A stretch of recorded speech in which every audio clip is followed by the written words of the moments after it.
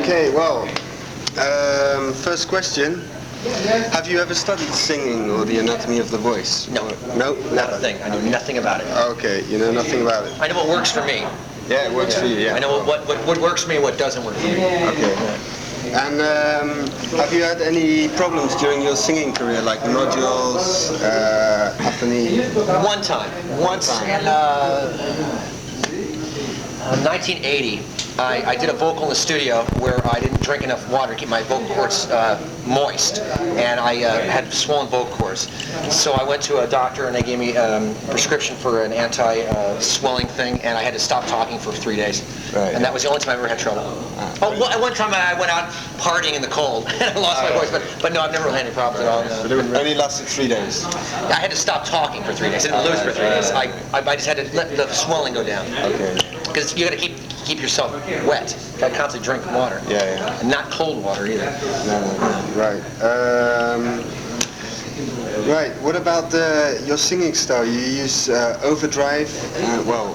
Distorted and overdrive singing. No, a lot sometimes. Oh, you mean the sound of my voice? Yeah. Oh, it's just that's the tone I get when I sing. It's just a rock and roll kind of a sound, you know. I mean. Is it natural? Would you say? Yeah, it's real natural for me. I mean, I don't talk that way, but what happens is when I sing, as soon as I sing to a certain volume, it gets raspy. Right. So like, like when I get up, as soon as I get to a certain volume, it gets raspy. Yeah, it just happens, you know. So just it's totally natural. Yeah, it's completely natural. Yeah, for me it is. Yeah. All right. And dos tres. Okay. When you're having a bad day and your voice isn't feeling 100% and you're on tour, what do you do to sort of solve the problems that you might come across? Just get through it. There's nothing you can't. If I'm not having a great day, I just wait for tomorrow. It's another day. Yeah. Right, okay. I sing so much. We do almost over 200 shows a year, so it's not. I don't really worry about it too much, you know. Okay. I mean, a lot of it has to do with climate. I use the in-ear monitors, so it makes it a lot easier. Since I started with those, my life's been a lot easier. But climate, it's very humid, it's much easier. If it's dry, it's more difficult. But anyway, I don't really worry about it. I don't think about it too much. I think that's a lot of people's problems. You think about it and it screws you all up. Yeah. You know? By the way, do you smoke or drink? No? No, I drink sometimes, but not when I work. No. Yeah, but I've never smoked in my life. Okay. Yeah. Right. A technical question. You're not a singer who uses a falsetto like Rob Halford or Ian Gillan. No, I don't have a falsetto. I don't even know how to even use it. When I was a kid, I could mess it, but no, I didn't know. I mean, Rob Halford's just absolutely amazing. He's so great. Yeah. Okay, but yeah, you just never use it? No, I don't use falsetto. It's not part of my style, really. I wouldn't know how to control it. Okay. And it really doesn't. It's not for Quiet Riot anyway. No. I mean, I think I've done a couple of those Ian Gillan screams on a couple of records. I think I did on Let's Get Crazy. It was one of those Child in Time kind of things. Oh yeah. Well, I think I did. When I played with Randy Rhoads, I used to try to do a couple of Ian Gillan kind of things, but they're too hit and miss. Sometimes I'll be able to hit them, and sometimes I don't. So I just leave them out completely now. Yeah. Okay. Esta. Another characteristic of your voice. Another characteristic of your voice is a short, quick vibrato, similar to Robert Plant or Freddie Mercury, you know? Two of my favorites, yeah. And less like Ronnie James Dio, who tends to use longer and slower vibrators. Your vibrato is something you worked at during your singing career, or again? Again, just that's the way it happened. I really like Robert. Robert Plant is very much like Steve Marriott, who's my favorite singer. They're very I started off. All most singers start off imitating other people, and I started off imitating Steve Marriott, who's similar to Robert Plant. And I was also a huge Freddie Mercury fan too. So yeah. No, I think a fast vibrato is usually it's a good sign of an untrained singer. Ronnie Dio is much more control. Yeah, he has much more control over it than I do. Yeah. Ronnie's amazing. You know, he's got that whole thing down so well. Yeah. I think he's coming here in September. Yeah, that's what I understand. If I was to think about slowing the vibrato down, I probably could. Sometimes a couple of records, we did a song called Cold Day in Hell, and I was trying to think in terms of Ronnie, and I slowed the vibrato down for that song because I was thinking like Ronnie, trying to think like how he would have approached it. Yeah. But I just usually don't try to think too much about what I do. I just try to do it. Yeah. I think about phrasing more than I do about vibrato. All right. Okay. Right. Well. You are not. Huh? No sé. Yeah, right. You're 46 now, right? And how would you say age has affected your voice? I think I'm much better now. Yeah. I think the technology has made it better. Those in-ears have made my life so much better. My pitch is a lot better than it was when I was younger. There's a couple of high things I don't try to hit anymore because the volume the band plays at, I wouldn't want to hurt my voice. The band plays at the same volume we played at the arenas, and it's hard for me to get over that volume sometimes, so I try not to go too crazy. Right. Because we play so much. But generally, as you get older, you say... A better pitch, more funky, more soulful, you know. Try to sing more behind the beat. I'm definitely better now. I have more licks. I have a better vocabulary. More experience. More experience. You do it every night, you get better at it. You know, it's like anything. All right. Okay. So you wouldn't say that, like with that you basically, the older you get, you lose it. Some people do. People who smoke do. Like Robert Plant. Robert Plant was one of the greatest singers on the planet. He doesn't have the kind of chops he did. I think if he smokes, and I think if he stopped smoking, he'd probably get it back. I've read that if you stop smoking, you get it back. Yeah. I mean, listen to somebody like Ronnie Dio. He's better than ever, you know. Yeah. But listen to somebody like Stephen Stills. He had a pretty good voice when he was younger, and he can't sing at all now. Yeah. You know. And some people, I just think it's their lifestyle, you know. Yeah, their way of. And also, some people can't sing that. I mean, we've always been able to play like 15 shows in a row. Yeah. And it's different people have to do it different ways, you know. I mean, I can't say anything critical about other people. For me, it's just do it. The more I do it, the better I do it. All right, great. Now, about the tour, do you warm up before you go on stage? No, I used to.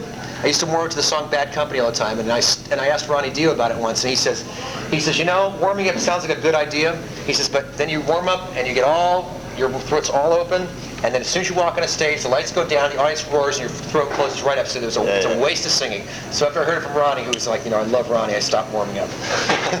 Okay. Why waste it? Exactly, right, if he says so. Yeah. If he says so, it's got to be right, you know, because Ronnie's the greatest. So. Yeah. All right, and well, what precautions do you take to keep your voice in a good condition during a tour? Just on stage, drink a lot of water that's room temperature.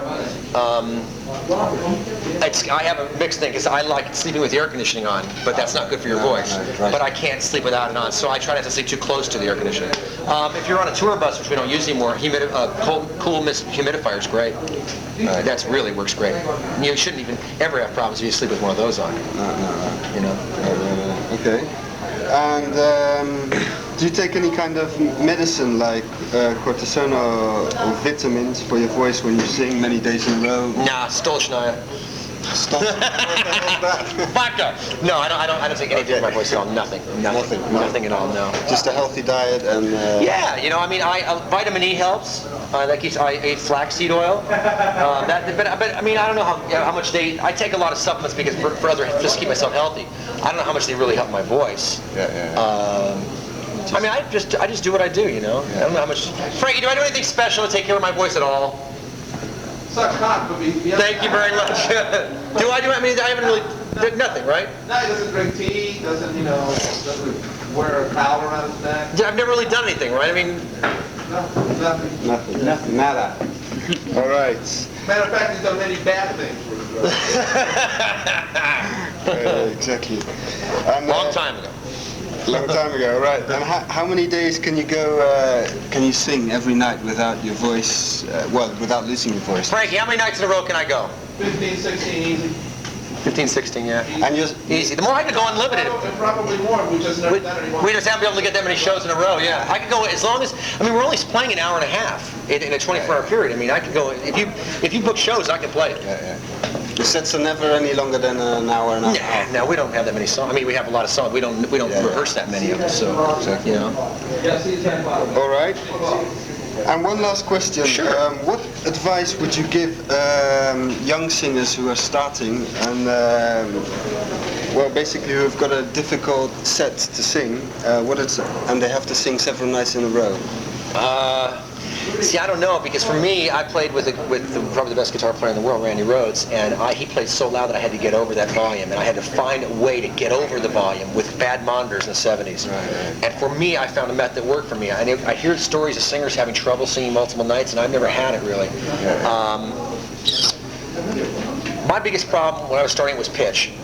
And the way I conquered that was I found a method in it was just basically a mental thing, was I would hear the note in my head right before I sang it. I would picture it in my note. If there was a note that I had trouble with, I would sort of hear it right before I sang it, and I would nail it. Yeah. And then eventually, that became second nature. I didn't have to do that anymore. You know what I mean? Sort of like seeing the note, right before I go, right before I did. Where you were I could go where I was going. Instead of just going for it, I had to hear it first.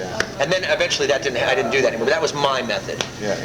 All right. You find tricks. You hear. It's good to record yourself a lot. I learned a lot about tone from playing with Frankie, because I learned when he plays like a drum fill, he'll go. He'll go like on the higher drum will be louder than the lower drum because it's higher in pitch. He'll play harder when he gets down to the lower drum because he's got to make the lower pitch ring through, the same as the higher pitch one would. So I know that when I go to a higher, it's the opposite voice. So I go to a higher note, I got to add more bottom end to thicken it up.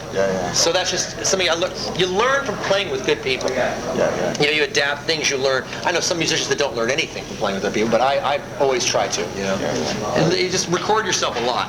Record yourself. I would record yourself singing a lot. You listen to it, you know, and try not to cringe too much when you listen to it back, you know, because it's usually like, is that me? Something's wrong with this tape recorder. You know? Right. That was what I used to always say. This tape recorder's broken. The microphone's useless. This fucking microphone. I know I don't sound like that. I don't sound that bad. All right. That's it. One photo with me, like the big picture. Yeah. Yeah.